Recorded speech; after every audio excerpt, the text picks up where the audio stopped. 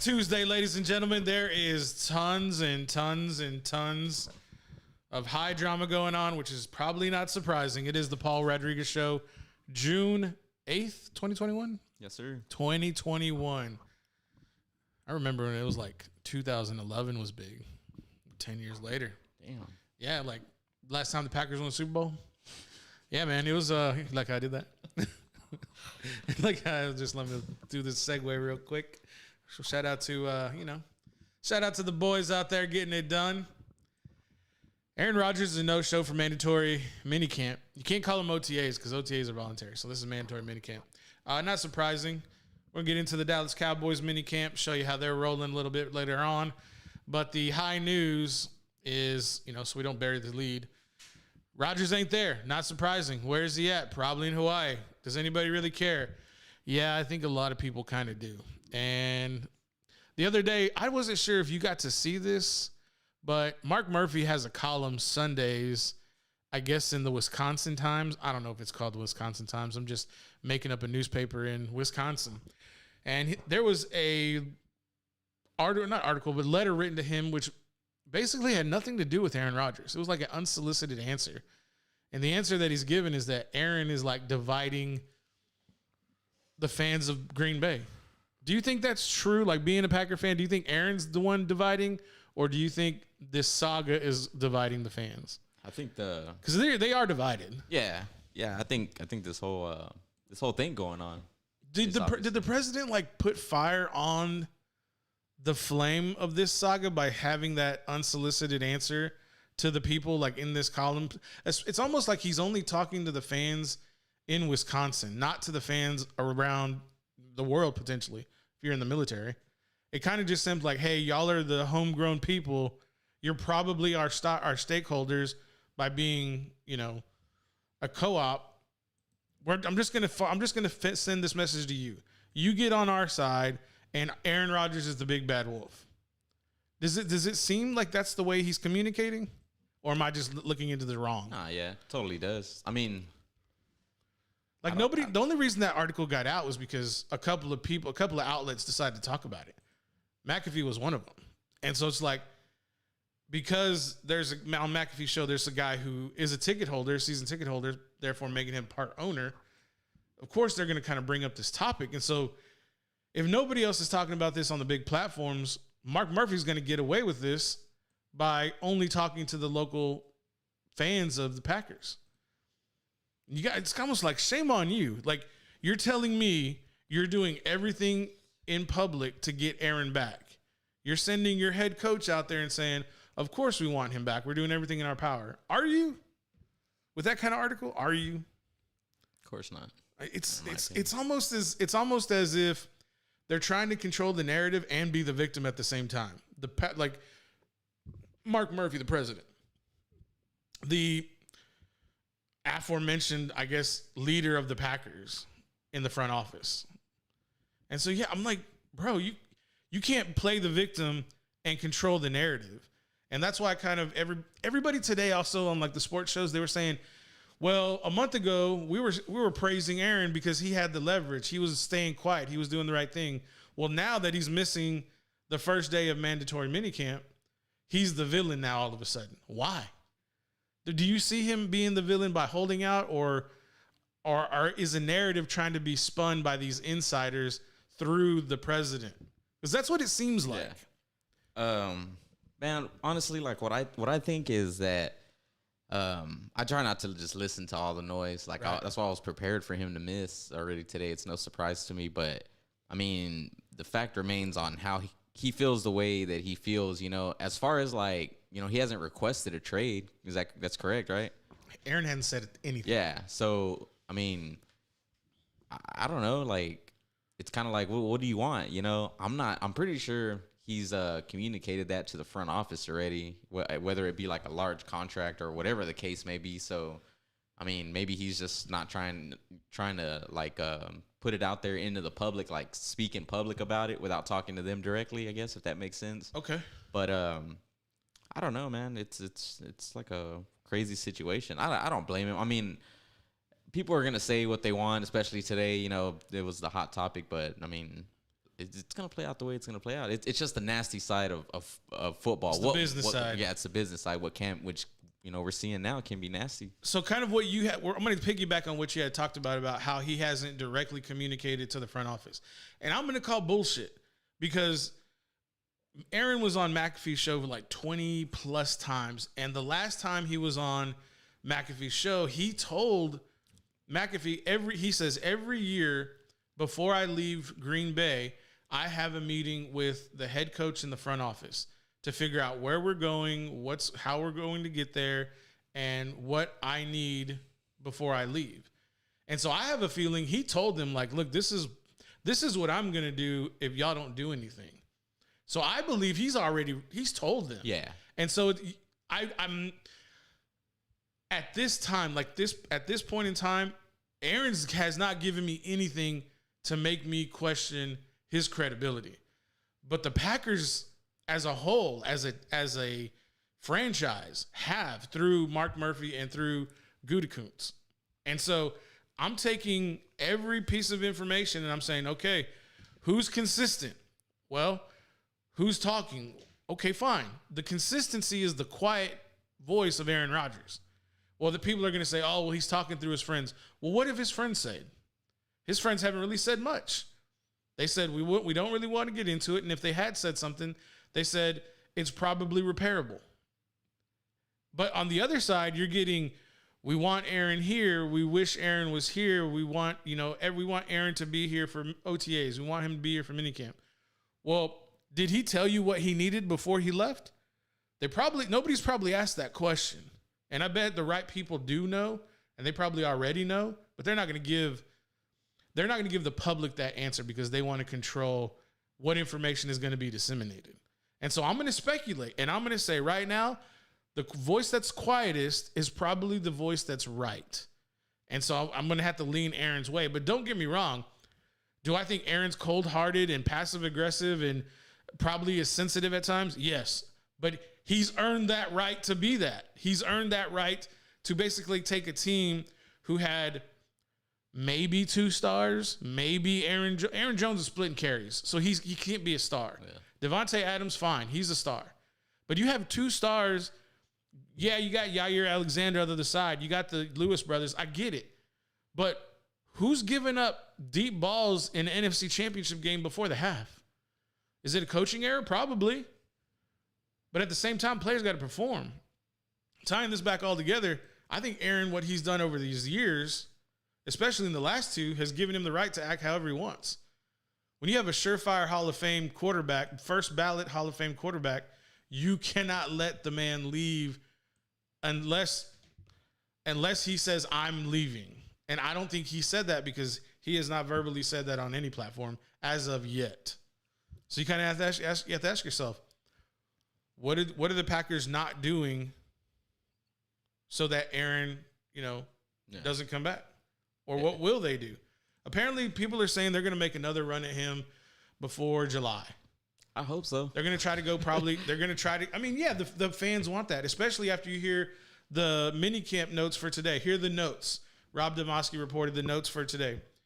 Jordan Love struggled with his accuracy, 12 of 23 passing. Of course, my notes want to go dim as soon as I start reading them.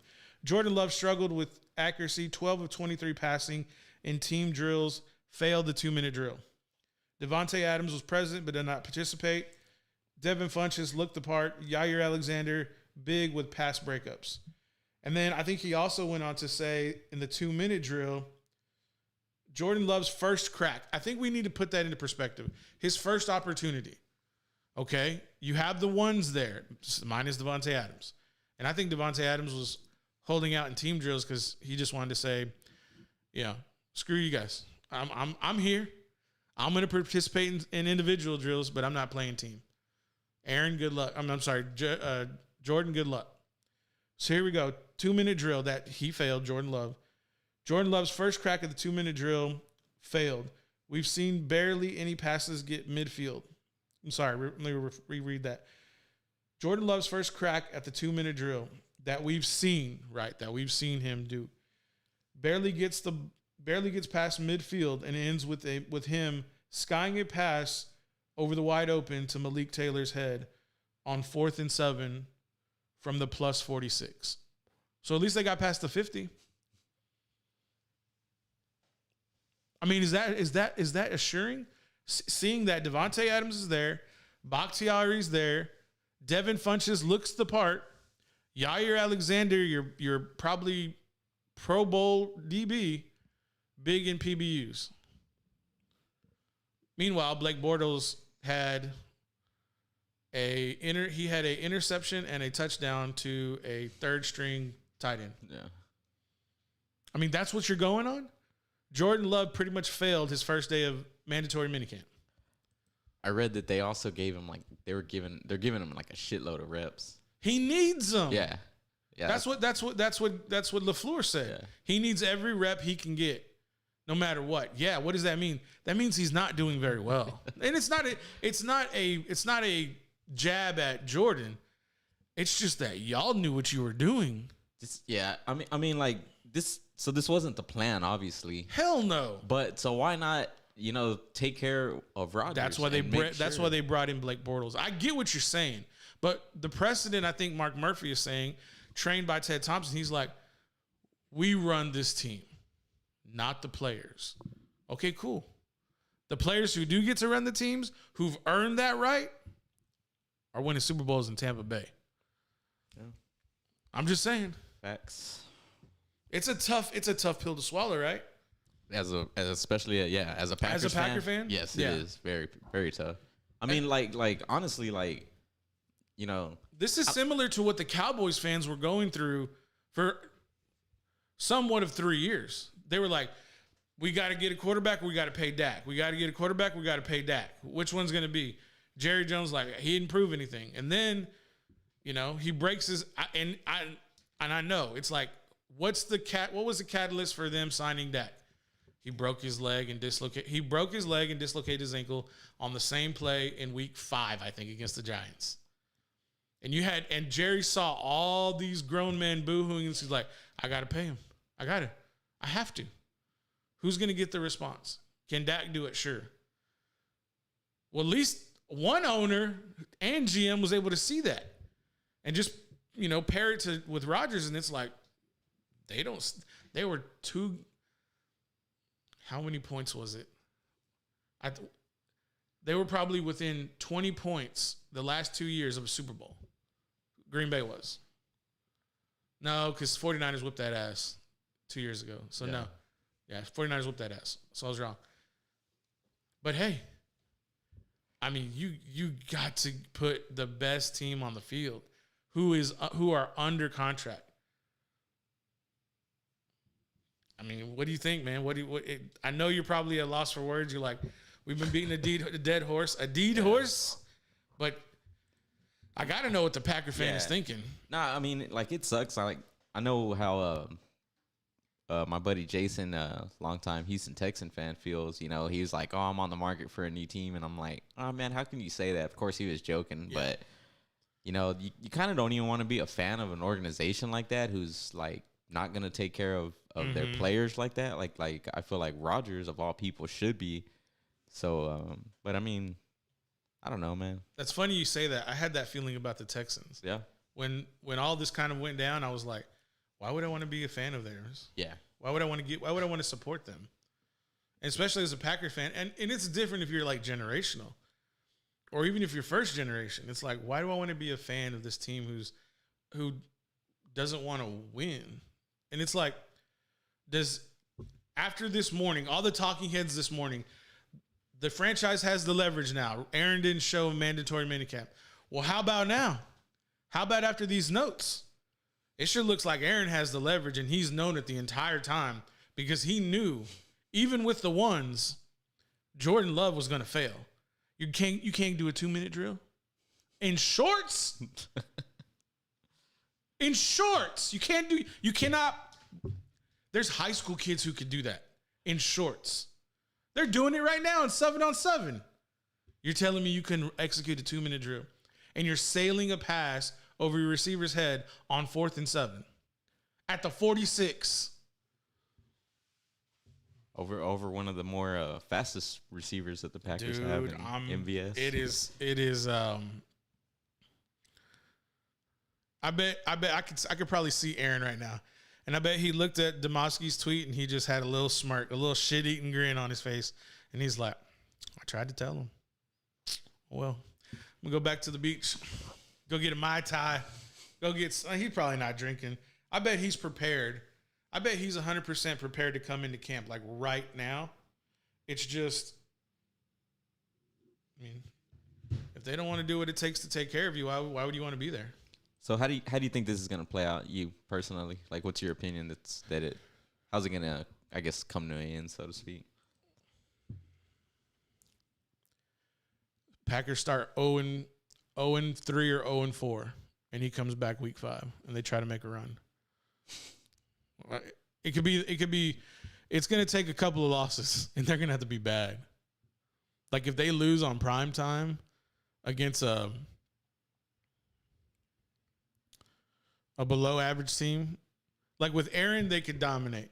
But with a team who's like the Jaguars, who else?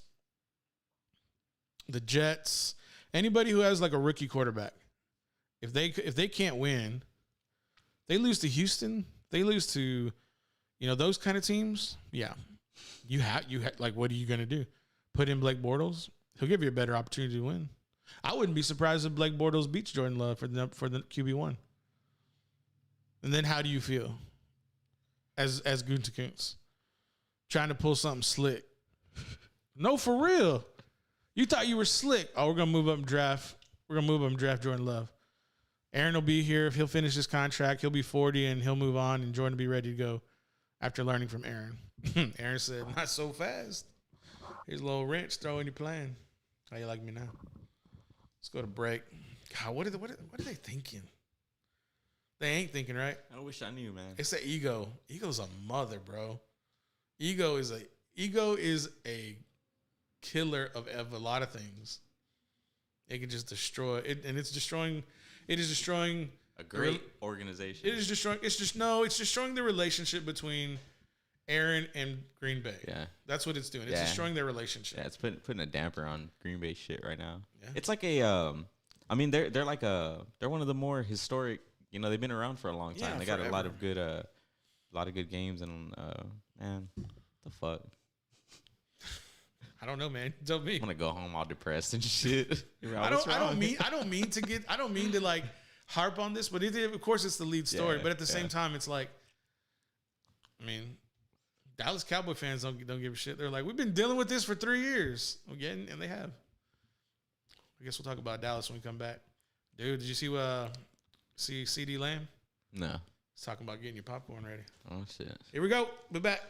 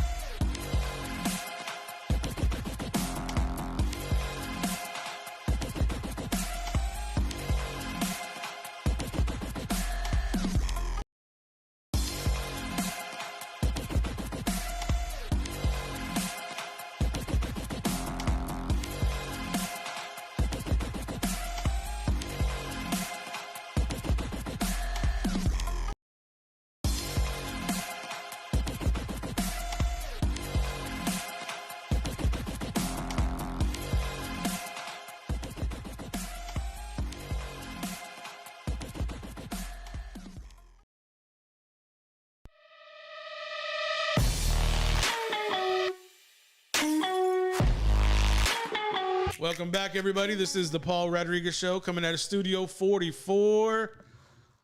Adam Schefter. Shout out to old Shefty. He dropped some news today. Julio Jones will not be wearing number 8 or number 11 because A.J. Brown is wearing number 11. But Julio Jones will be donning the number 2 with the Tennessee Titans. Shout out to producer James for having the graphic put up there. You can see what the mock-up's going to look like for Julio down in Tennessee. Kind of different, kind of quarterback-ish for me. But it's Cam Newton. That's like Cam Newton size. Yeah. So he kind of just looks like that. College-ish. Yeah, right? He wore 8 at Alabama. The other thing, too, is like Julio Jones was like one of the early guys at Bama for Nick Saban. He was – I don't even know if Nick Saban recruited him. I mean, I could be wrong. Like, I think Julio played on that 2009 national championship. And so before all these, before the Devontae Smith, before the Mark Ingram, before the Mac Jones, Tua Tagovailoa, Jalen Hurts, before all those guys, Derrick Henry, before those guys, it was all about Julio Jones. And so he was one of the like early guys for Nick Saban at Alabama. Yeah. But yeah, he does kind of look, he does have that college feel. And that's the thing about the single digit numbers for the players. I'm just like, very college-esque. I don't know. You digging it? You vibing with it? Yeah. The blue makes it look a little better, I think. Yeah. I like it. He'll definitely stand out. I mean, because you got to think about it. It's going to be like A.J. Brown and then Julio Jones and then probably the Z will probably be Corey Thompson at Wyoming or Tom. Can't remember Thomas maybe, Corey Thomas. Anyways, but yeah, I mean, shout out, man. I think it's going to be big things for Julio there in Tennessee, and Derrick Henry is going to be the biggest benefactor, I should say. Let me get my words correctly so they can come out. Him and Derrick Henry and Julio Jones on the same team. You got A.J. Brown. Yeah, you got a solid running back, solid receivers. You got 2 ones. Yeah. People going to be like, oh, Julio's not a 1 anymore. Like, you know what? Just shut the hell up. Yeah, he is. Watch him ball out and see what happens. Just watch. They're going to be saying that while he's on their fantasy team. Exactly. Like, hey, who beat you in the championship? Julio Jones. Yeah, right. That's what I thought.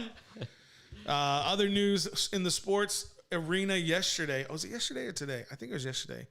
Jay-Z's trying to get an NFL franchise, trying to get into the ownership business. Well, him and Meek Mill, it was Robert Kraft's birthday yesterday. Shout out to Robert Kraft. Stay out of those parlors in Florida, bro. Couldn't resist. Hey man, when you're a billionaire, things just magically go away. And when you're a quarterback in the NFL for the Houston Texans, things don't go away when you're a multimillionaire. I don't understand it. I'm not a legal analyst, not a lawyer. I just hear things go away. You telling me for some don't. Telling me when you're a billionaire, things tend to have a happy ending for you. I think sometimes like just kind of work themselves out. But anyways, shout out to Robert Kraft. Jay-Z decided to buy him a vehicle. Here's the video of Robert Kraft looking caught off guard. This is one thing about Robert. It's been driving on a flatbed for a long time. I'm calling Robert. I'm in my studio. We knew my house. This is my dominion. Robert. Yeah, Robert. So Robert's over here looking caught off guard. He's usually wearing his suit, his very trademark suit with his pink tie. Whenever he's at Foxborough. And then when he's not doing that, whenever he's dancing with like Megan Thee Stallion Meek and Jay and Will and Alan and Des and Jonathan. He's got on like Jordan 1s, nice denim pants that probably should like $2,000. And then a button down. It's been driving on a flatbed for a long time. And for his birthday, Jay-Z and Meek Mill decided to buy him something he wouldn't buy himself, they say. Are you kidding? In the video, and they blessed him with a brand new Bentley coupe. And apparently you can't get these. Apparently he was trying to buy it. Like he wanted to buy it, but they wouldn't sell it to him. A massive birthday card they had for him there. Well, I mean, he's 80 years old. I mean, he's got to be able to read it, right? Very true. I'm just saying. I know some people in their houses, they got them big phones. Hey, all my tias, including my mom, they have their like font size on their phone. It's just like you can zoom in. Yeah. Hey man, I'm guilty of that too. Yeah, it's like super huge. People send these big old messages. I'm like, man, I can't read this. I need it bigger. I'm like, yeah, my mom, she'll be like, here, look this up or whatever. I'm like, What the fuck? It's pretty big. What do you think about that, man? Fit that. What do you think that car cost? What is it again?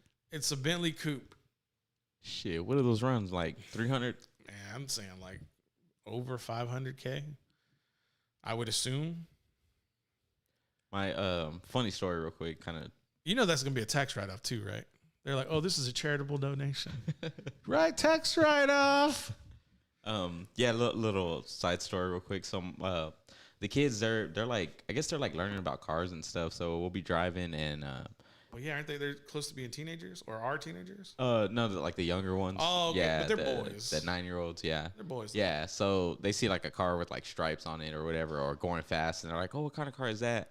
Or they'll be like, "Is that a Cadillac or whatever?" So I'm trying to teach them like the symbols, like. Oh, okay. So right now I'm like, that has a horse on it. What did I tell you last time? You know, and you know that's a Mustang, of course. But AJ surprised me today. We're going over the bridge, heading home, right there in front of Kreitz, and he was like, "Dad, is a Rolls Royce a real car?" And I was like, "Hell yeah, it's a real."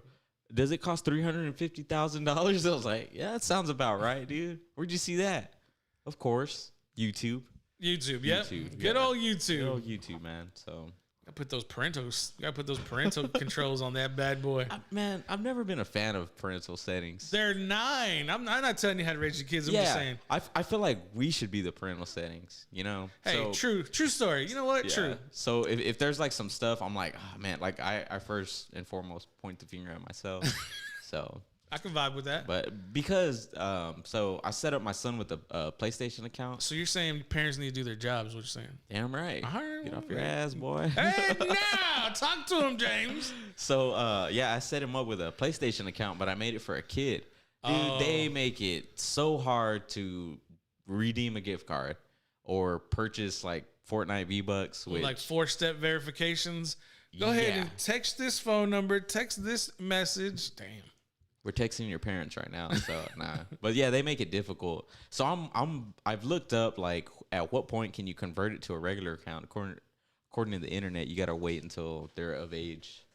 So, which is sounds like you just need to make a new account. Man, he's like established on there though. Oh, is he? Yeah. So he's got street cred. Yeah, but I mean, I waited out. I'm like, dude, you're freaking 9. Like, you have like. A long way to go. Long way to go. Long way to go. Yeah. That sucks though. You can't convert it. Like, yeah, you should be able as a parent to just like be like, okay, my child's old enough. Click.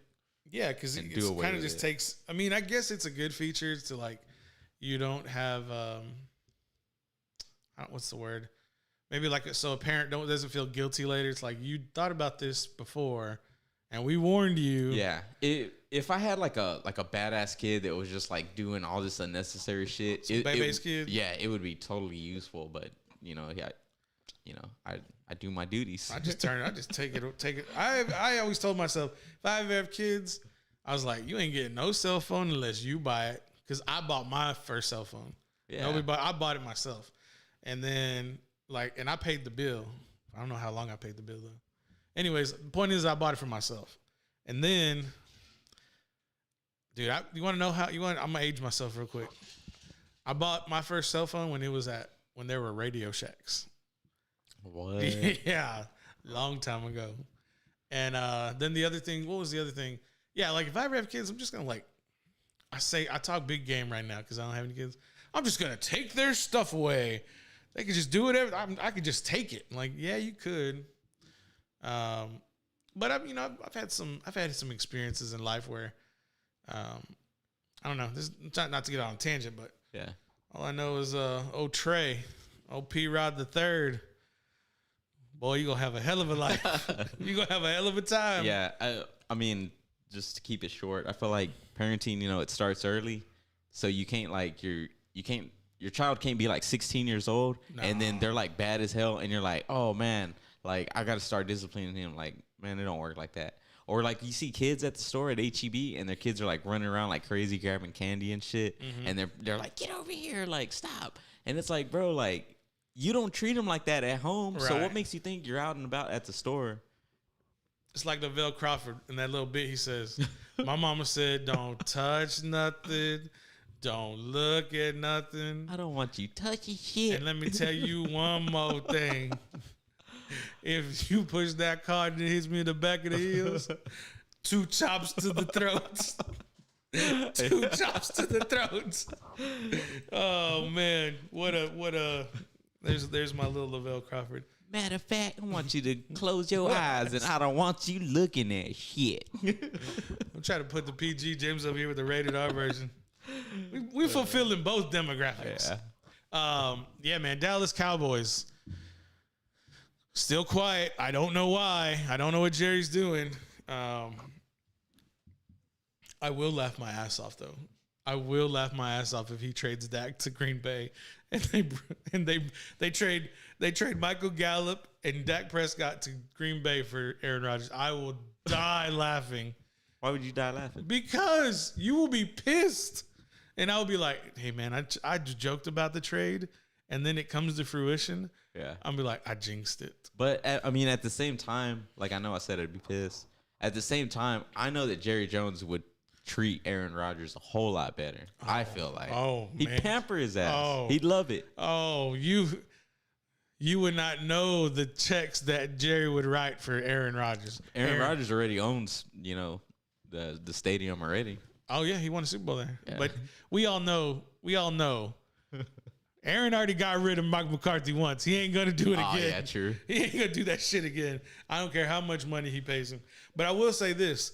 If that were to happen,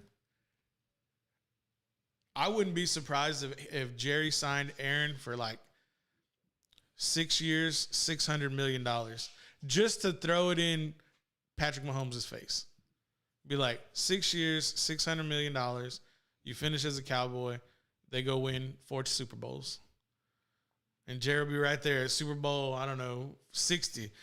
We got another one, boys. How about them Cowboys? He would, man. He'd be out there on life support and stem cells and an iron lung. Who knows? Might have to get a Jerry. It might be a Jerry Jones hologram. NFT. Here's Jerry Jones. His conscious has been uploaded. Dude, what if they uploaded his consciousness into the stadium? And he's like the brain of the stadium. Kind of like, I know you probably hate it. Kind of like Iron Man's the whole what is his system Jarvis? Called? Yeah, Jarvis. So he turned into what's it called? Vision. Vision, yeah. How do you go from Jarvis to Vision? Well, I remember the movie and the process, but I'm just like, why do you change the name? I mean, it's Paul Bettany. True. We should have just left him as Jarvis. Yeah. That's crazy that he was the voice. He was the voice, yeah, right? Paul Bettany. And then so you had to give it to him. He was the voice. Did a hell of a job. I mean, to parlay that into that. How do we get into Disney? God damn it!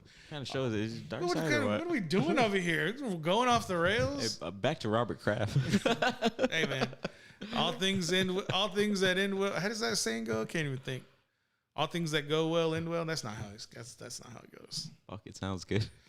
Well, all right there. CeeDee Lamb. I think CeeDee Lamb's gonna have a breakout year. I like the way he's performing in practice. Everybody's like writing him up really well, giving him a lot of kudos. But Michael Gallup's still there, and I think Gallup likes it that way. I think Gallup appreciates kind of flying under the radar because he was like in the shadow of Cooper. Now CeeDee's there, and CeeDee's probably the young hot shot. Like, I'm gonna prove everybody wrong, and I got the skill set to do it. And Michael Gallup's still right there. Y'all just wait. I'm gonna make $20 million in a year. Yeah, he's one of those guys that seem to take that, not the star role, but kind of like the lunch Robin. pail. Yeah, I wouldn't say Robin so much, more like Nighthawk. Yeah, true. He's his own guy. Yeah. I mean, he was the best receiver for the Cowboys when Amari Cooper was like quitting mid game sometimes, and it was. I mean, Michael Gallup was like, "I'm gonna go play. I'm gonna go ball." Do you think that the majority, obviously, Dak's absence played a major role in the Cowboys' failure last season? Oh yeah. So now they're feeling more rejuvenated. He's coming back. Everyone, they're kind of rallying. Paid. Yeah. There's also a weight on his shoulder. I don't know if there's a weight on his shoulder. You think there's a weight? No, he's okay, let me rephrase that. There's high expectations. You damn right. Yeah, there's high expectations. You 100%. As far as the weight on his shoulder, that's his business. Yeah, that is what we call your problem. Yeah.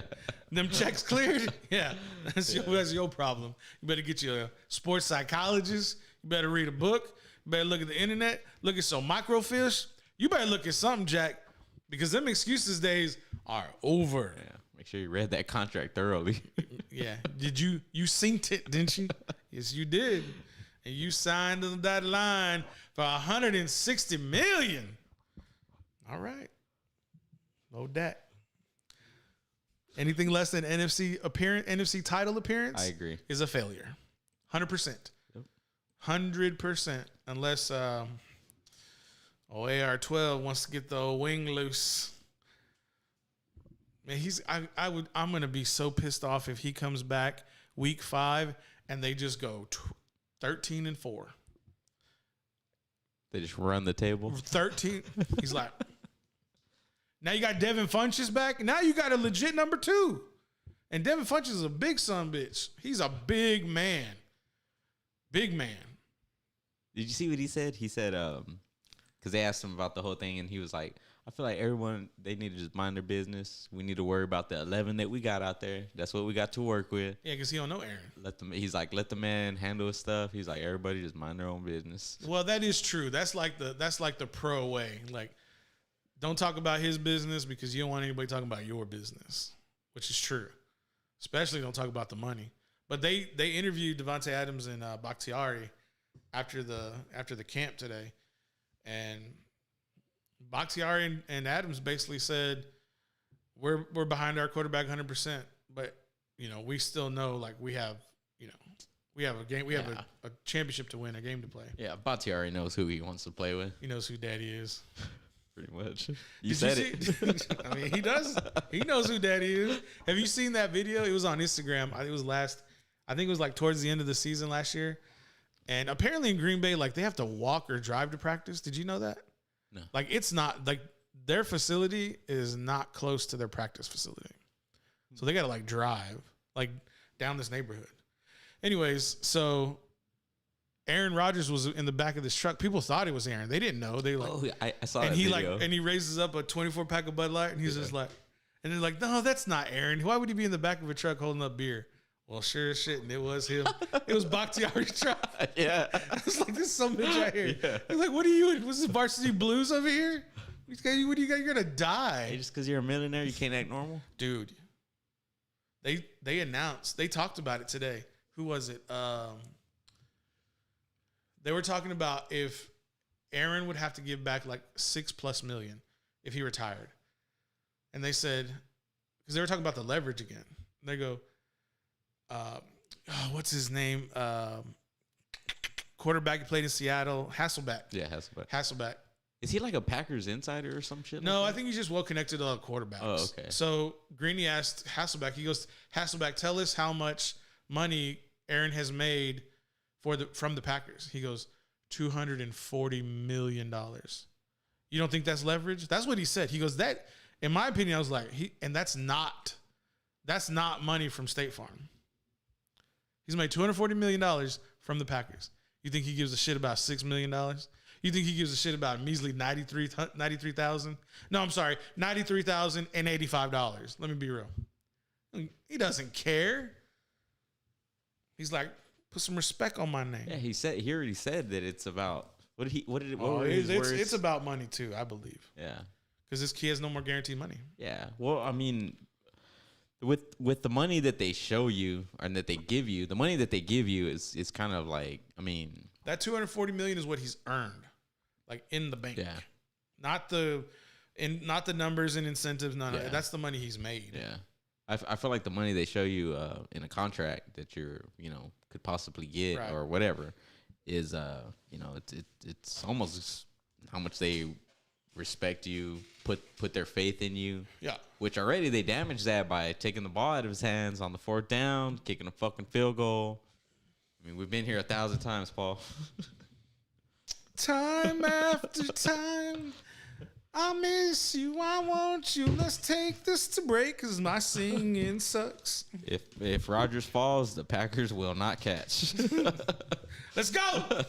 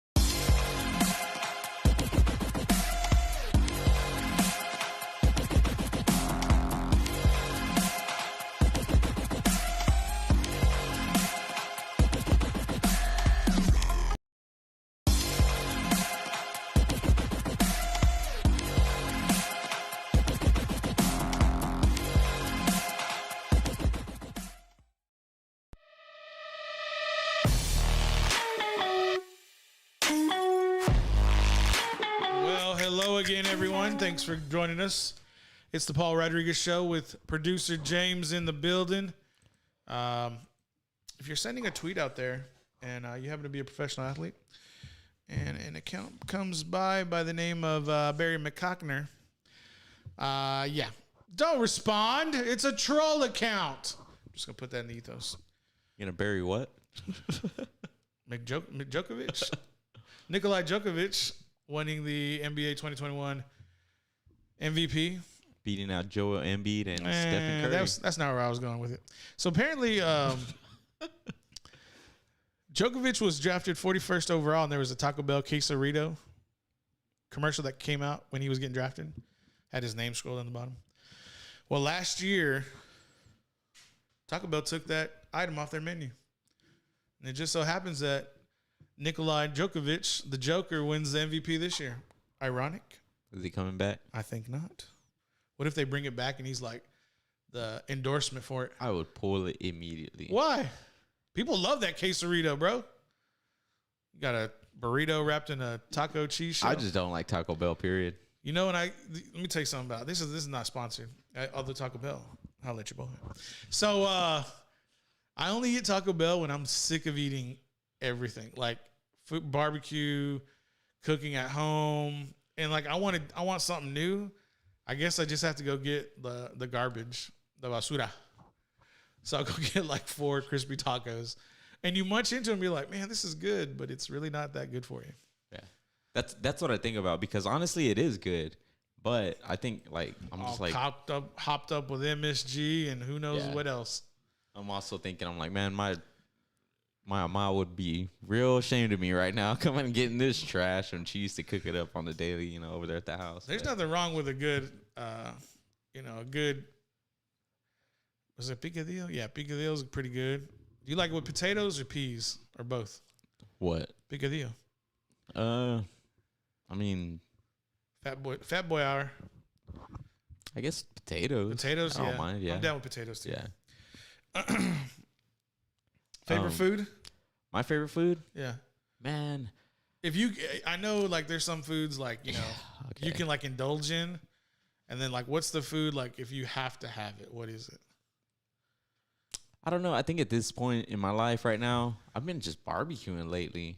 Yeah, but what's something like if you're going to like you look forward to going to get? Is it making barbecue or I think so. I made some bomb ass fajitas the other day. Okay. That I get from this taqueria across the street on 183. Watch out now. They're like marinated, and the first couple of times, actually the first like handful of times, they were just coming out dry. So I finally decided to wrap them, not wrap them fully, but just like, like base them in foil. Okay. Squirt some lemon juice on them. All right. Onion. Let them do their thing. Put them in the oven for a little bit while I cook some other shit. Man, I thought you said you put them on the grill. Yeah, I did. You finished them so in I the put oven? them, yeah, like because I'll take them off and I'll put some other stuff, poppers or whatever the case may be. Y'all be digging on poppers, huh? Oh yeah, the kids like them. I can only indulge in like one of them, but if I could, I'd eat like probably 3 or 4 of them. So there's not like a restaurant you're like, oh man, I gotta go here. Like, man, I like a good Mexican restaurant. We used to go to Mamacita's in San Marcos, but they closed down. Mm-hmm. They had really good drinks, really good food. Mamacita's closed down? Yeah, San Marcos. I didn't know that. Yeah. Oh, sounds like how long I've been there. Yeah. Have you ever been to the one in have you ever been to the one in Fredericksburg? No. Go. I've been to Fredericksburg like once. We went to we planned a trip to Enchanted Rock one time. Yeah. And we didn't get there early enough, so it was all like filled up. At least that's what they told us. The park was at capacity. So I was like, well, while we're in the area, yeah, big time. So, anyways, while we were in the area, we were driving back. We went and shopped around like get some wine. Did you get some wine? I didn't. No, dude. All right, this is what you gotta do. One weekend, you gotta take your lady to Fredericksburg. Go to some of the breweries and get some to the vineyards, get some wine, and then before you leave, eat at Mamacita's in Fredericksburg.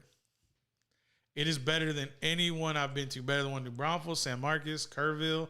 The best one. Because the hint is in the back, bro. Ooh. They're in the back. I promise you.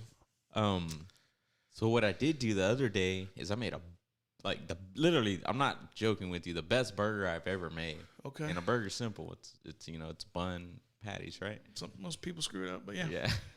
So I cooked the patties. They're just the regular patties from HEB, the ground beef.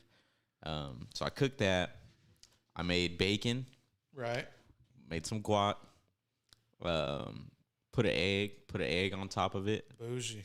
Put some mayonnaise on it. Bougie. Jalapeno slices. Get it. Dude, toast the buns. It was so good. It was really good. Like, I was surprised. I was like, oh, man, I'm making my burgers like this from now on. Oh, man.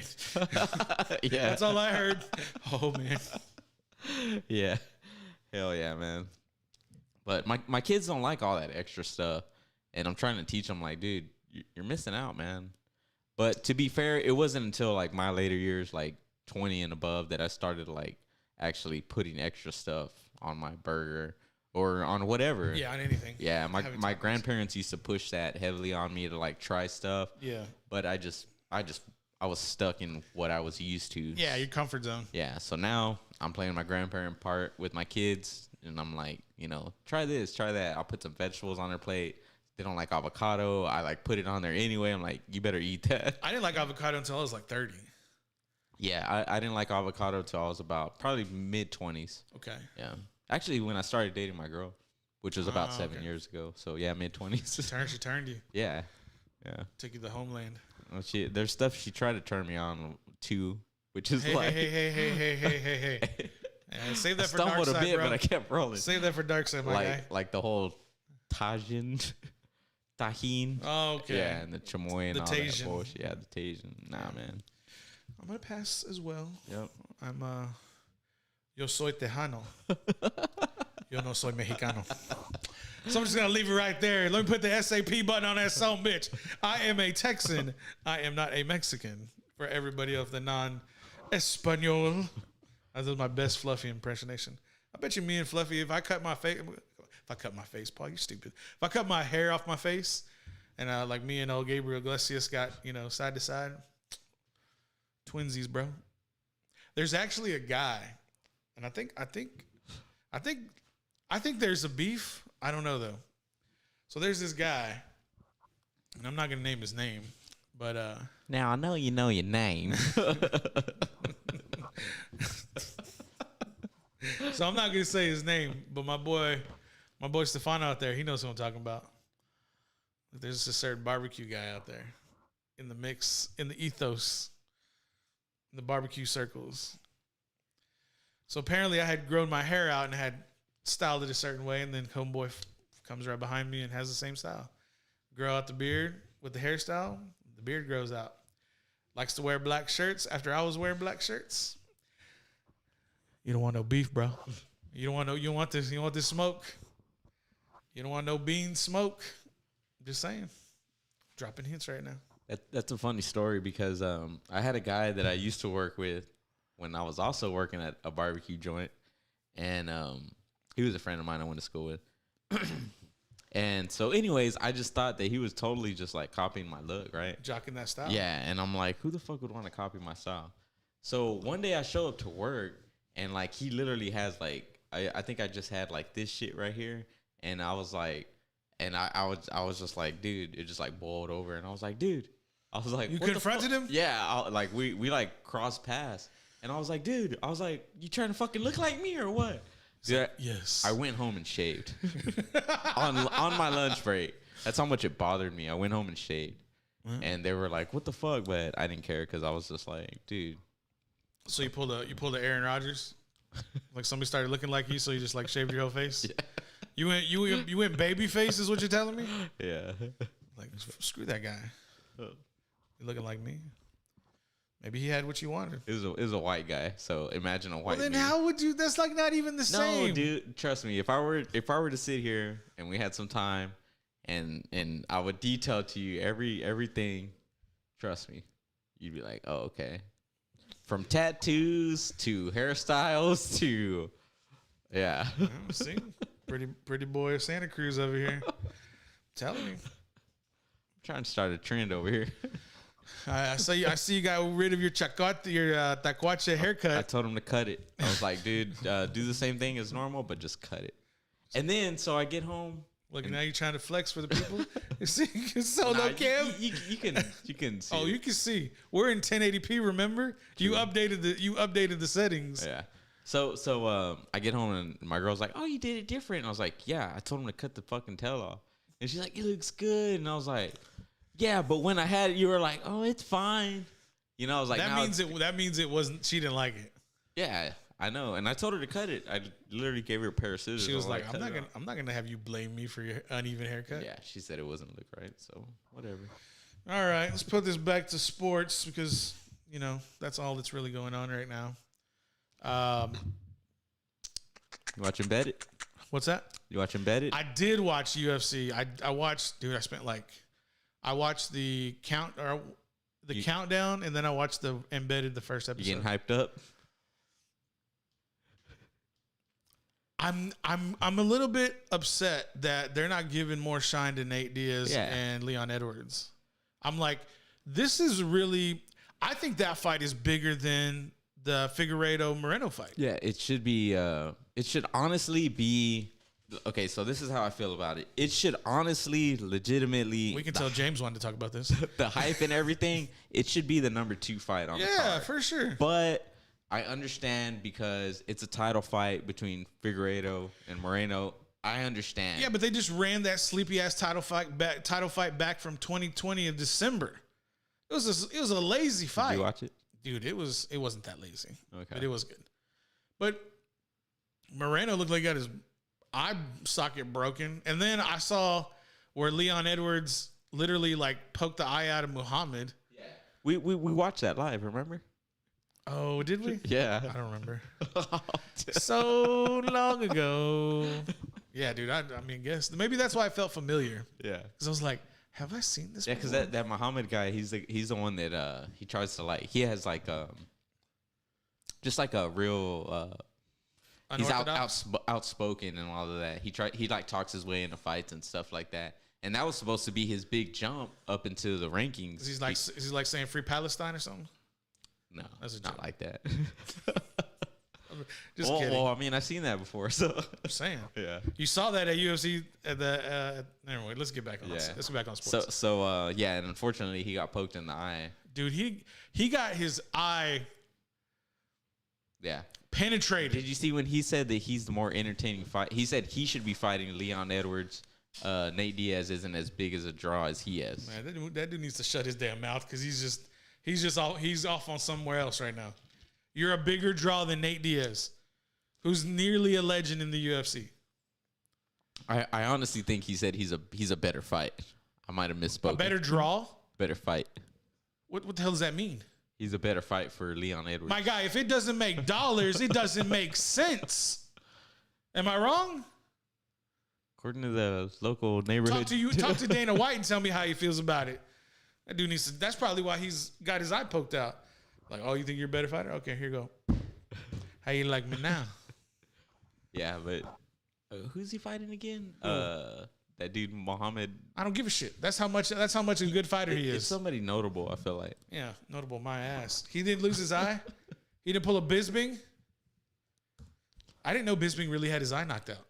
He has a fake eye. Yeah, I didn't know. Like I had to literally go watch the whole I guess events, how they happened in real life, like real time. Yeah. Apparently, yeah. Oh, he's fighting Damian Maia. He's fucked. Damian Maia's gonna. I'm a better fighter than Nate Diaz. I'm a better fight. Oh yeah, okay, guy, whatever. He's gonna leech onto his back. You're gonna get murked by Maia. Anyway, it's enough talking about that guy, making him famous. Pull my best Jorge Masvidal. I'm not even gonna mention that dude's name. I'm not gonna mention that guy's name. He's nobody. Are you starting to get pumped for this weekend, or are you just like? I'm just kind of loose. I'll get hype about it probably Saturday. That's usually what happens, and then once it kind of comes on, and I hear Ron Perlman go into the intro for UFC 263. Gladiators have prepared. The war is now. That sounds like Megatron over here. Warriors have prepared. As they go as modern day gladiators. UFC 263 starts now. Hey, although I will say this, that graphic that they had for the for the fight, the green and the gold. I was like, dude, that's someone did a good job putting that together. They did have to like scrunch in Edwards and the red coat and Nate Diaz. But dude, that view that Nate has for his training, I'm like, sick. That's sick. And then big boy, fat boy hour coming in, just like doing a what was it called? Can opener. Yeah. Off the, I bet Nate was like, what the fuck you see when he was all like, it's better than being scrunched up with everybody in one fucking hotel. Dude, yeah, because of COVID. Yeah. Hopefully it's gone. John Ram. Man. Just saying, John Ram, bro. You get your little thing. You get that vaccination. You think they got to get it? Do you think that Dana's like, you got to get it? Knowing Dana, no. Yeah, I know. That's it. But what if he's like, oh, blah, man, blah, blah, blah. You got to get it, guys. We got to make sure we can film no, an event. I don't think so. I think he's pretty much put his foot down or his stance. Yeah, that's his personal stance, though. But as a fighter, do you get it as insurance?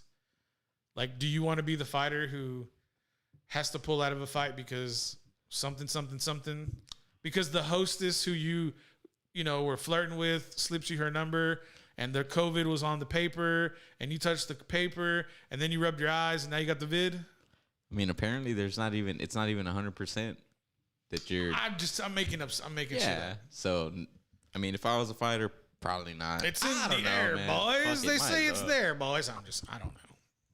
Yeah. It's stupid. But I don't think I think Nate Diaz is taking other medicinal supplements to get himself ready for 263. As for Leon Edwards, yeah, dude, I didn't know his dad got like murdered. Yeah. I was like, this kind of sucks. I mean, yeah, but if you're gonna be running them streets and running them things, like, par for the course. Anyways, that sucked. I see like that dude Marvin Vittori, dude. My guy, dude, the Italian Dream. I was wrong yesterday. He's the Italian Dream, bro. Dude, he's going to. I don't care. I sign you on my breathing techniques and my water training and training. I was like, bro, look, I know you're in New Zealand. I know. I get it. The dude's training in Huntington Beach. They're probably going to Big Bear like Tito used to do. And he's probably going to lay on your ass for 5 rounds like you see what Benil did to Ferguson. You see what Chuck did to Tito, right? Yeah. And how old was that was the evolution of the fighting. The key is Chuck didn't let Tito get his hands on him. And that's what I said. If old Italian Dream gets his hands on Adesanya, rap. Dude, he's just become a nuisance, in my opinion. Who? Vittori? Yeah, and it's probably just like the way he trains? I think and look at shit and just. Are you going to call him a pretty boy too? No. I'm like, dude, get out of here, bro. Why? Why? He's earned the right to face Adesanya. Okay. Fair enough. No, but it's valid though. He's a valid contender to in the my championship. opinion, Robert Whitaker. Where is he? He should have had his Where rematch. is he? He's been fighting top contenders. But when? I didn't see him fight during the pandemic. Dude, he fought fucking Gastelum, didn't he? No, that wasn't Whitaker. Yeah, he did. I could have swore he did. I thought that was Adesanya. Early in the pandemic. No, just like recently. And then he's fought. Yeah, okay. Let's have you pull it up real quick. Dude, yeah, it should definitely be Whitaker in my opinion. But I don't know. This dude, let's compare Whitaker and Vittori's last 5 fights and see what they look like. I mean, in my opinion, it's like, okay, you've earned your right. Go ahead and get your shot. In my opinion, it's just not gonna go well for him. But aren't you a little biased though? Like, I mean, I think you're looking at Whitaker. And no. But I'm putting up facts to facts. Okay. That's why I said let's look at Whitaker's last 5 fights and let's look at Vittori's last 5 fights.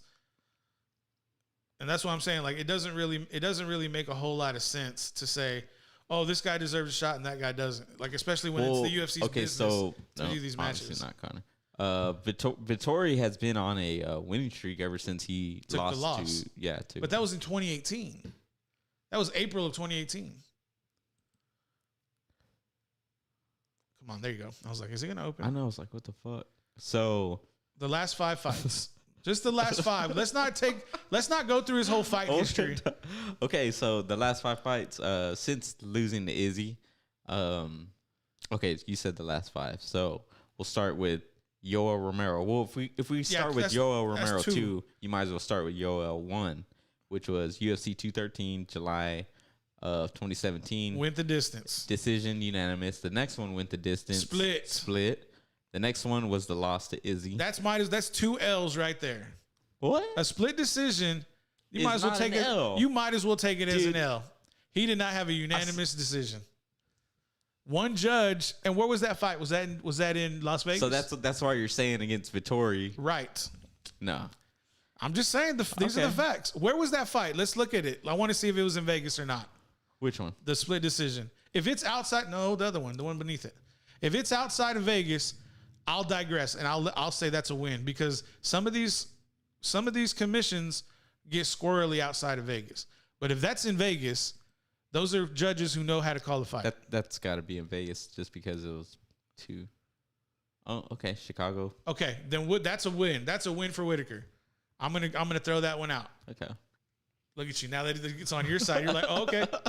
What do you want me to say? But I'm being diplomatic and fair about it so that we can have an honest conversation. Okay. Darren Till. But who he took the L to who? Izzy. Okay. Just so everybody knows. Darren Till next. Not really that big of a win. Decision. Right. Jared Cannonier. Not a big fight. Not a big fight. Decision. I wonder what he was ranked though. On I know Darren Till was ranked like number 2. But he was obviously he's gonna fall probably he'll land in the top 10 after the Izzy loss. For sure. So he's in the top 10. But Robert Whitaker has been, since he lost to Izzy, he's been like number 1, number 2. He's been just hanging around there. Okay, so no competition for Till, no name for Jared, and then Kelvin Gastelum went to the decision. No knockouts. So let's go look at Vettori's last 5 fights. God. If there's knockouts on there, that's why he's getting the shot. Okay, knockouts on the last 5 fights. What the competition. True. Well, there's not much competition for Whitaker in those last 4 fights. Those last 4 W's. Dude. Besides Yoel Romero, bro. Bro, really? Yoel is Kelvin Gastelum, he took Izzy Adesanya to 5 round split decision. Okay. In Vegas. That's true. I forgot Gastelum. That's true. This guy, I can't believe I'm clicking on the Italian Dream. Okay, what we got here? The last 5 fights. I don't know none of these guys besides Kevin Holland. So he lost to Izzy Adesanya, UFC on Fox 29. Okay, that's not in the last 5 fights. I know, but I'm just noting it. But that was not in the last 5 fights. I'm noting it as his last loss. It shouldn't have ever been said. That needs to get thrown out of the court. You wish. No, those are the facts. That's what we agreed upon. Okay. Pronounce this guy's name. Cesar Ferrara. Okay. Decision. No name guy. Okay. Andrew Sanchez. No name guy. Sounds like this guy we went to high school with. Decision. Carl Robertson. That's a finish. Submission. That's a finish. On a UFC on ESPN 10. Okay. That was during the pandemic. Okay. That was during the pandemic. Robert Whitaker didn't fight during the pandemic? Listen, bro, did he get a finish? Okay. You said... Okay. We said finishes. Okay. UFC on ESPN 19. Decision. Which he headlined. Decision. Unanimous. Jack Hermanson, never heard of him. And then that stupid daytime fight. Yeah. Kevin Holland. He's a name, but it's like it's not really a Which I feel like if Kevin Holland would have known how to defend a freaking takedown. Well, shouldn't Ferguson know how to defend a takedown? Yes. We're not talking about Ferguson. I'm just making the point that as a veteran fighter, you should know how to defend a takedown. Kevin Holland's a veteran. Ferguson's a veteran. I think the only reason Vettori got it was because his only loss was to Adesanya 3 years ago, and he had to finish in the last 5 fights. That's the only difference. I got to give Whitaker one fighter advantage as far as competition. But it's like, if he would have finished Gastelum, it would have been different. It would have been Whitaker, I would say. You'd have to. All right. Fair enough. Nah, I'm just not buying them, dude. You're it's like you're saying he's not worthy. That's what I'm hearing. If saying that Robert Whitaker should be fighting Adesanya for the second match again is saying that he's not worthy, well then I'm not saying that. When was the last time? When was that Gastelum fight? For who? So let's look at the last 2 fights. When were they? April 10th of 2021 for Vettori, and then go back. When was the last time Gastelum fought? Gastelum?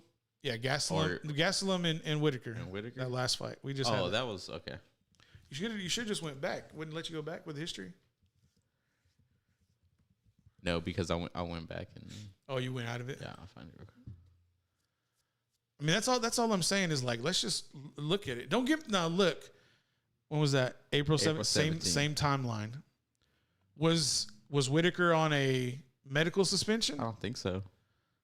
Those are things we got to take into consideration. Yeah. No. So Vettori called for the fight after, So Adesanya obliged I'm guessing.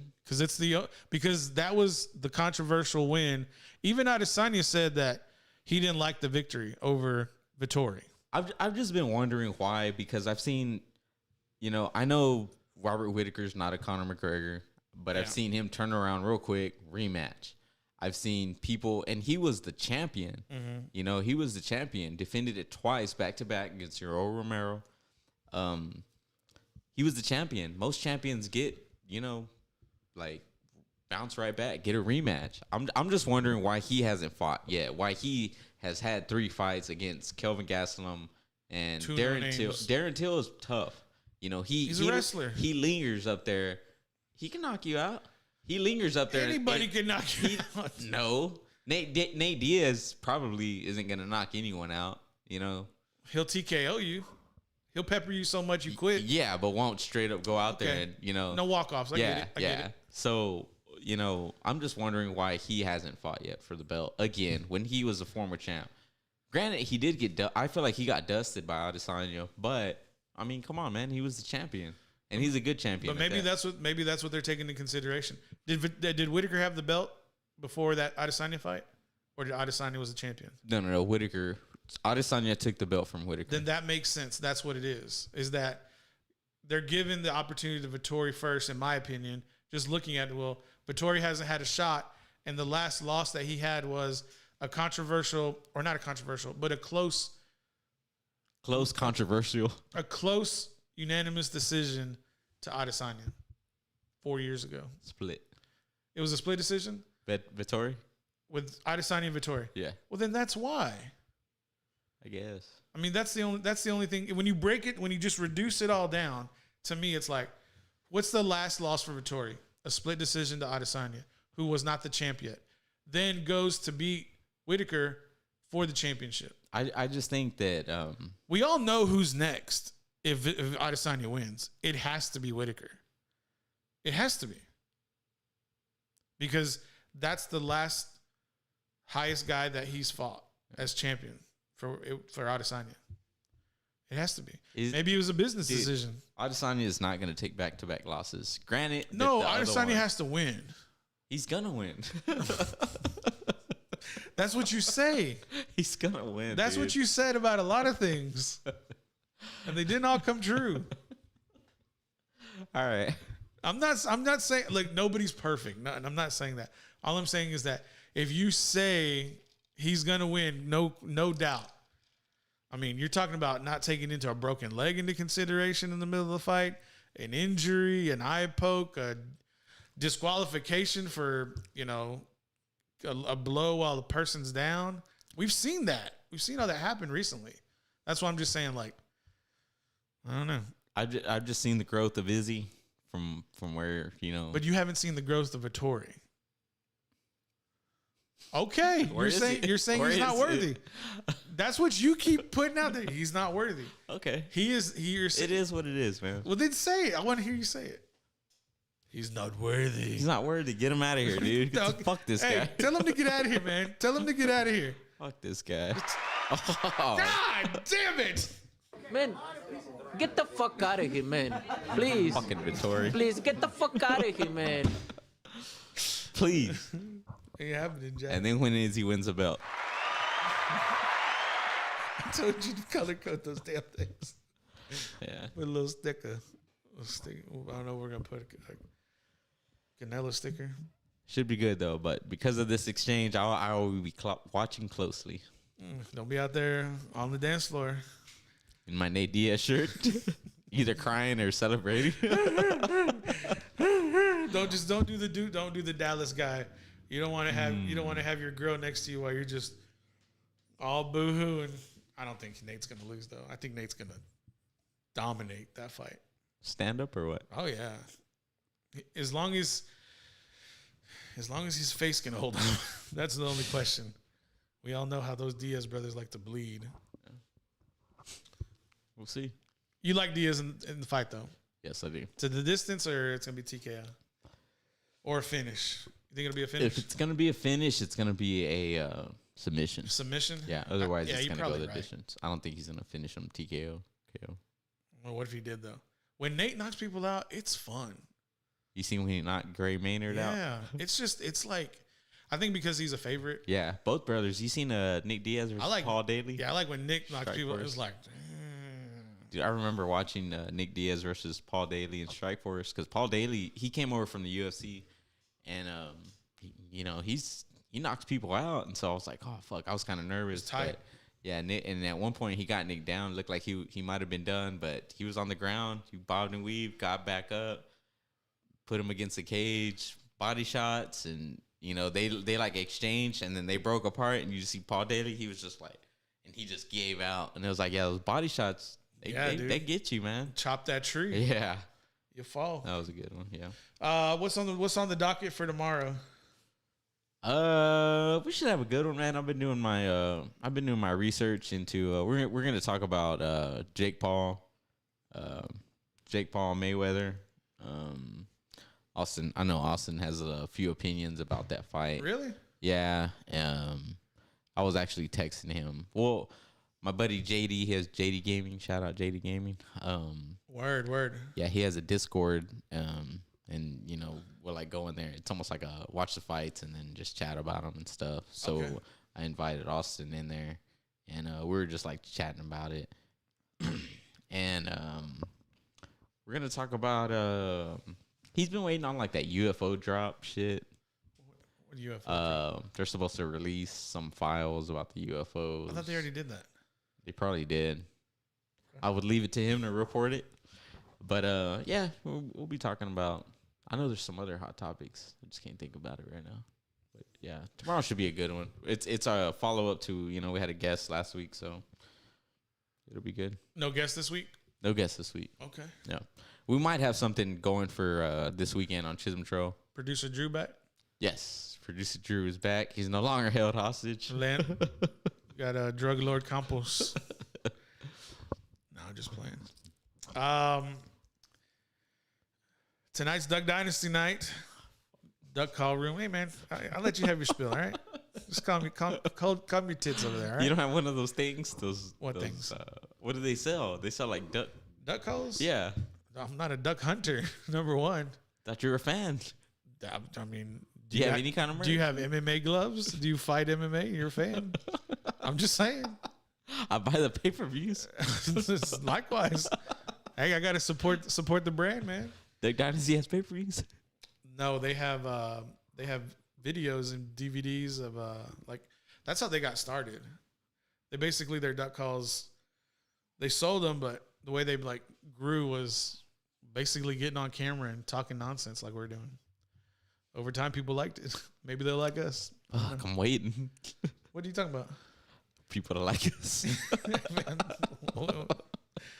Hey, do y'all like us? I mean, I don't know. Like, we're tired of the fat guy just telling stupid stories. They got pretty boy producer over here. Your girlfriend's not gonna like that. You saying that? Should be fair. Like, will you just tell him to stop already? You're ugly. Nobody should think. That's what she's gonna say. Next time I come over for a pay-per-view, I'm gonna be solo. I didn't say that, Jackie. I didn't say that. Now, as long as you have wing shoes here. Hey, man, whatever. Gotta make sure. She's like me. Is there food? Feel the room. Hey, dude, there's nothing wrong with that. Like that's just how you do things. I didn't get like the value behind that. Like when my so when my growing up, when my parents would be all like, "Oh yeah, we're going to like a quince, or we're going to, you know, whatever gathering where they were gonna have like some comida," you know, they were always like, "Oh, make sure you eat. You know, we're not gonna feed you later. Make sure you eat." And so now, you know, having the children that I have, when we go to a place, and I'm like, dude, make sure you fucking eat, because, and that's why I say too, you know, like it all becomes full circle. Yeah. You know, and some of the things I find myself saying that my parents would say, or more like my mom would say, and I'm like, oh, that's crazy, man.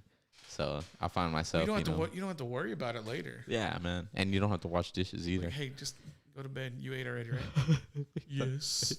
Yeah, they were like, I'm hungry, and I'm like, Man, get the fuck out of here, man. Please, get the fuck out of here. I bet you that's how every parent feels after you told your kid to do something. And now they come back. It's like you're about to go to bed, right? And you're just like, that's what you want to say. yeah. Just get a button, just put it on there. just get the fuck out of here Ask already. it nicely, please. Just Please. just get the fuck out of here already. Yeah. Once that bedtime hits, dude, everyone's thirsty. I'm thirsty. Of course, they want to go to bed. Water. Then you're gonna be up an hour later. Oh, I gotta pee. I gotta go to the bathroom. Yeah. Yeah. Sorry. Ain't nobody tinkling no beds tonight. You better go and go back to bed. I'm making sleep on plastic. Nah, I'm just kidding. It's gonna drip somewhere, bro. I ain't cleaning nothing up. Dude, so real quick before we get out of here, Somebody's man. gotta watch this shit. Yeah. I saw a video, so I watched this dude. His name's Mark Roper on YouTube. Okay. And he used to work for NASA, and he also used to work for Apple. And he makes like engineering video. He's an engineer. So we watched this video, summertime's hitting, and this video was about how to measure the amount of pee that's in your pool. What? Or like a public pool.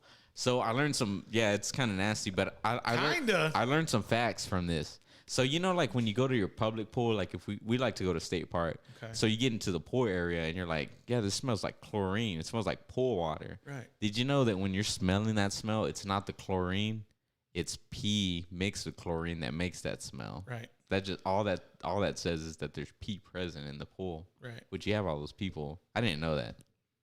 I'm sorry. I was hoping to blow your mind. No. Here's something back at you. I'm not trying to be a one-upper. You are. Yeah, I am. When it rains outside and you smell the rain, you're not smelling the rain. You're smelling the dirt that's being kicked up by the rain. An engineer taught me that too. I can appreciate that. Yeah. So you're smelling dirt. You're not smelling rain. It's like, oh, I love it when it rains. I love the way it smells. No, you smell dirt. You're smelling dirt. Sorry.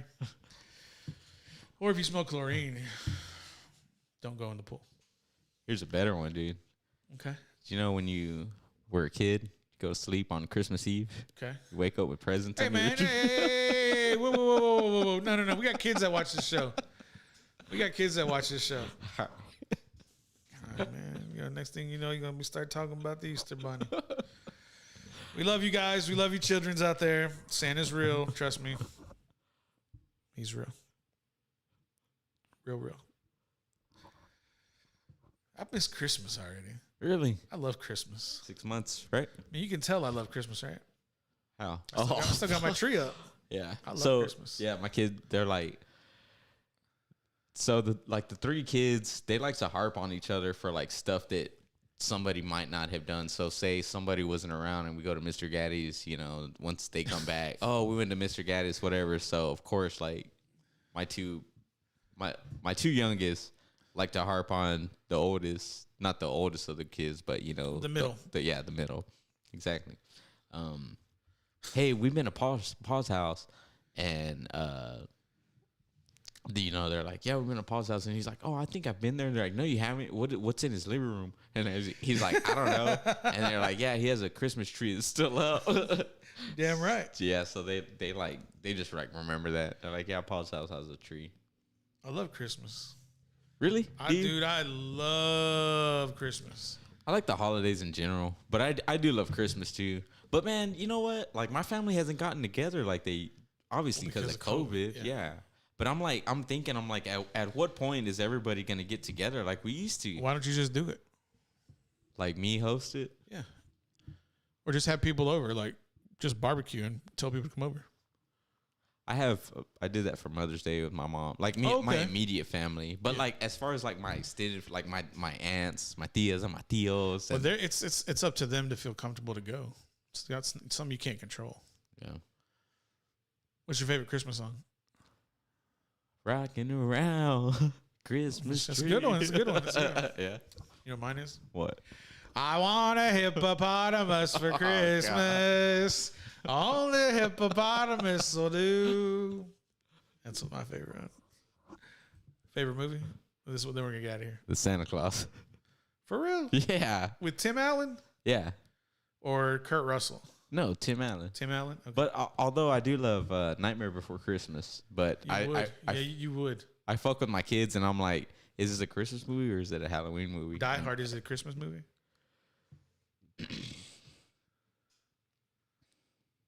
I feel like The first one. Nightmare Before Christmas? No, Die Hard. Oh, Die Hard. Yeah, Die Hard. I thought you heard me. Die Hard is a Christmas movie. Thank you very much. Die Yeah. Hard is a Christmas movie. Yeah. My favorite movie is. I was waiting for you to ask what you didn't ask. My favorite movie is. Yeah, because you countered me with a question. I mean, You got to let me reset. come on, man. All right. Get out of here. My favorite. I'm not hitting it. My favorite is A Christmas Carol for George C. Oh, okay. George C. Scott. That's dude. I bought the movie. So when did that come out? 1984. I was one. I wonder if I've seen that one. No, maybe I was less than one. Black and white, I got to assume. No, No? it's color. I got to see. It's the one where it has like the Phantom at the end, and he's like haunting the main character. It's like Death, like the big death robe, and it's like a skeleton. I thought all the Christmas carols do. This one's a little different. This one's a lot more creepy. I think you would like it. Yeah, probably. It's a little. It's dark. It's up and down. Very ebbs and flows to it. But the ending is very like grim before the climax of the movie, and then like the end is the climax of the movie, which is pretty cool. But yeah, the deaths, not the death scene, the haunting scene is pretty good. I recently saw last year the Jim Carrey Disney Plus Christmas Carol animated. Oh, the animated one, yeah. And it was pretty good. Yeah, it was pretty good. I watched like the full thing. I'm so jaded by that one because I like the actor George C. Scott. You ever seen the movie Patton? About the general, the war general? No. Have you ever seen what's that movie called? It's a black and white movie. I can't think off the top of my head. It's a comedy. It's like a dark comedy. We'll talk about it when we get out of here. Okay. But yeah, George C. Scott, just phenomenal actor, and I really like that 1984 version with Tiny Tim. Tiny Tim is pretty cool. Really? Yeah, dude, I like Tiny Tim. It's yeah, that's it right there. Christmas Carol, George C. Scott. It's funny because it's like set in London, but George C. Scott, the main character, he doesn't speak with the English accent, but everybody else does. It's kind of weird. That looks cool, man. I might. Yeah. I feel like I'm like, man, I want to watch that, but I might just. Dude, I have it. Like, not only do I have a physical copy, I have a digital copy, and I have it recorded to my DVR. I'll see. You keep that thing on you, bro. I got it. Baby, I got what you need when you need it. I mean, I need to learn how to sing. Nice. I know. Nice. Is that right along with fair enough? Nice. Yeah.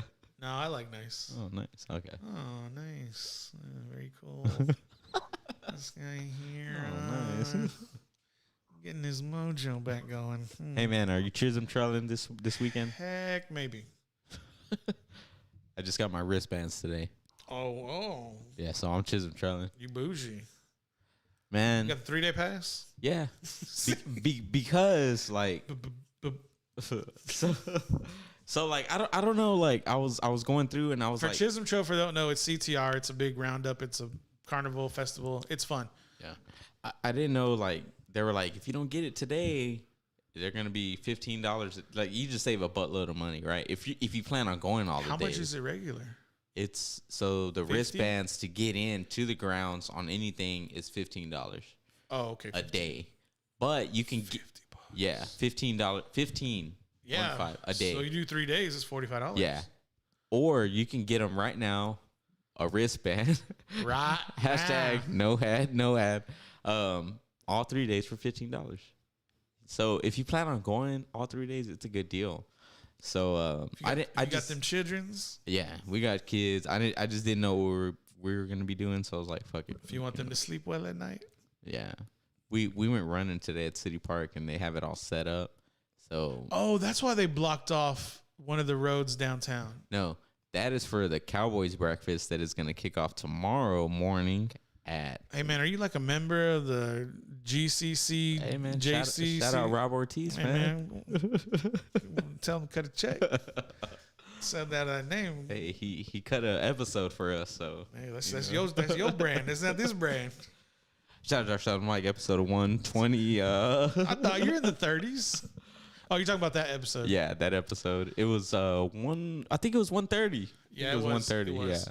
Yeah. So yeah, man, they're having some sort of breakfast tomorrow. Yep. I might stroll through. I don't know. Cowboy breakfast, dude. That's gonna be good. Yeah. Biscuits and gravy. That's supposed to be the kickoff. So yeah, we're gonna do CTR this year. We don't always do it depending on how everything's looking because that shit's expensive, man. I'm more of a thump guy. Yeah. Oh. Yeah. Okay. Where nobody knows my name. Yeah, you got some skeletons laying in Lockhart or what? No skeletons. It's just sometimes you just don't want to talk to folks. Yeah. I hear you. Hey Paul, how you doing? What's going on there? What you been up to? Just keep walking. Oh,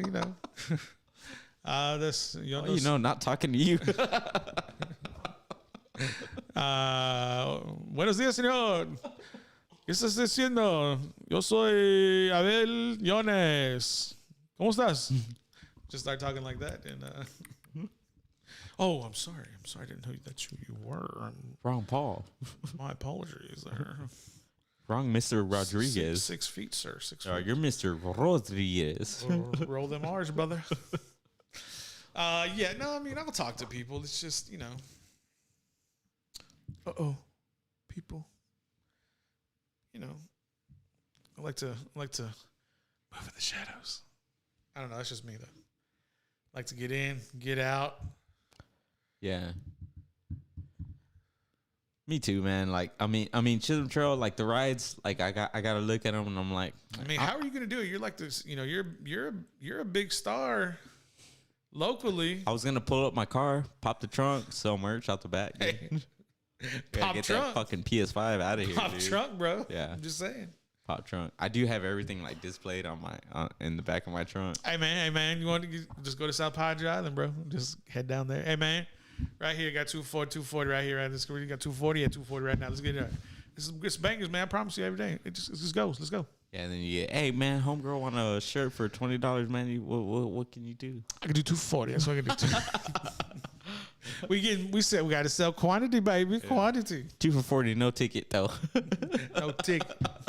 You want a ticket? How about another 40? We can get this deal done right now. Hell yeah. I'm just like breaking stuff left and right. Off the rails as we go. Where we'll end, nobody knows. Any more news? No, I'm trying to see if anything's breaking right now, but it hasn't. So you're gonna do CTR? Are y'all gonna do the parade? Yeah, we'll be out there on San Antonio. Are y'all gonna like have a car or y'all? Nah. I mean, producer Drew has a, he works with his air. What is it? I already forgot the jingle. Autos, Aaron AC. Okay. So they'll be out there, and he has his own thing, but he's teased around like us riding around with him. Why don't y'all get in the bed? Yeah, we might, man. I know it's cool for the kids, like, cause when I was young, like I was like, oh man, I wish someone would invite me up there. Never happened. So I don't know, man. I might get my kiddos involved in all this stuff, but it's gonna be a good time, man. I know people. And it's funny because, you know, I've been one of those people that kind of just hated on CTR just because it's a Lockhart event. But it's a good time for the community to come together, bring the kiddos out, have a good time. No, it's not? No, keep going. Oh, okay. I'm waiting to finish. When you finish? Damn, I'm done. Mayor Pro Tem James Santa Cruz running for your votes, ladies and gentlemen. Get out there. Be active. He is there to be your voice. Fuck, I'll be your voice. That's what I'm saying. Come on with it. Mayor Pro Tem. Yeah. James Santa Cruz. And then I can call in an ironic twist, I can call AJ the mayor's son. Because Austin. I get it. Austin, you have been replaced. You are no longer the mayor's son. Fuck it, I didn't want that shit anyway. I never asked for it. Sorry, it's all love, Austin. It's all love, bro. Yeah, you'll be out tomorrow. You'll be back Thursday. Yeah. Yes, sir. Maybe Recon Athlete will do something next year, parade wise. Should Maybe get some of the top. No. This one's about us. This is about Team Recon. Okay. We give them kids all a bunch of shine all the time. We got 3 more lined up right now. I got to put out there. But yeah, you know, branding, sell that merch, buy that merch. You gonna have a shirt like shirt cannon? Yeah. Probably be like LPD. Probably roll up on this. What is that? What is that device you have there, sir? It's a shirt cannon. What do you want? You're like shooting them back into the neighborhoods and shit. It's like a scavenger hunt. Heads up, everybody! Boom. Fuck it, dude. Hey, it would be cool if like you shoot them off into the neighborhoods and then you're like, they have like a coupon like redeem this for 1 slice of cheesecake that I didn't eat when I was supposed to. I'm giving nobody nothing. Just yeah. With that being said, you do have a standing cheesecake challenge. Hey man, I'm just saying, if you want a cheesecake, you want a free $100 value cheesecake. I mean, all you gotta do is 2 simple things: subscribe to the show. Hit that subscribe button. Subscribe to the show. And it's not hard. It's not. It's really not. It's like if you've been watching this, you could have just done it already. Yeah, you've had a couple of notices that tell you just to subscribe, push notification button, hit that hoe. Do that dance. So you're calling your subscribe button a hoe? I didn't say that. You did. Yeah, I know. I mean, I didn't say it. Yeah, I was talking to myself. Oh, I don't think so. I just saw this Dr. Phil video. Well, what is it? Where that chick, that Catch Me Outside chick, she was all like, "All you hoes out there." He's like, "Oh, so you think the audience is a bunch of hoes?" Yeah, they don't catch me. They don't ever catch me. Yeah. Oh yeah, she just made $1 million on. I think it's greatly exceeded that since. Hey man, I'm just saying. I never looked. That's just all I heard. I'm just keeping you up to date on reports, man. Oh, you're doing your due diligence, taking the initiative. I see, being practical, company man, just how I need them. Hey, if it's in my field, I'm with it. Oh, is it in your field? I didn't know that. You've enlightened me today. I need to notify you we're over on time. We have gone the distance. What time is it? Who cares? 8:50. Jordan Love, you looking forward to see more Jordan Love? Man, fuck Jordan Love. Damn, I'm just kidding. I can't say that as a Packers fan. You can. You just don't. That could be my potential. That could be my quarterback, man. Jordan Love is not going to be quarterback 1. Sorry to say. That's what I think about that. That's all I have to say about that. Okay. He's not quarterback 1. You ready for Blake? That kills me. Adios, arrivederci, et wiedersehen. I bid you adieu. Goodbye.